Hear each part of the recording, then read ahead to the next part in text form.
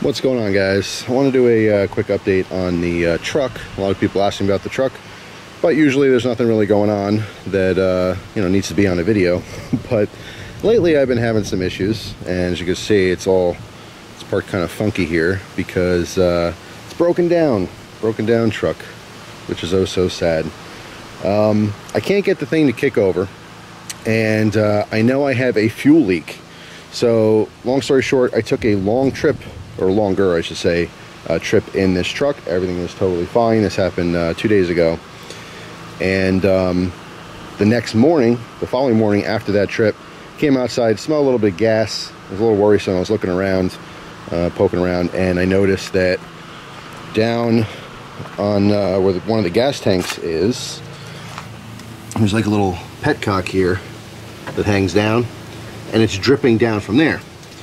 So I thought, all right, well, maybe it's just loose, right? No big deal. Just tighten it up. But turns out it is pretty tight, and I don't know if it's actually coming from that area because there's gas above it.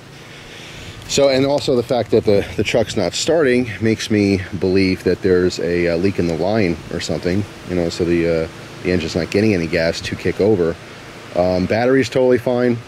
I have a new starter, new alternator, all that stuff. I mean, the electrical is fine, as far as I know, but I'm assuming it's not getting any gas, and I'm assuming it's not a coincidence that there's a leak.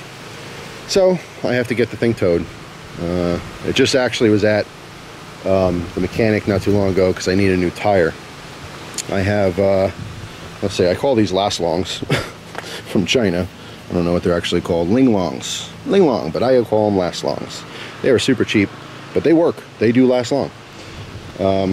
But I actually ran over something. It punctured the tire, which is originally on the rear, passenger rear side. And what happened was, it was like the puncture was on the side of the tire, on the side of the tread here, and it took like a huge chunk out. I think I have pictures. I'll show you that right now.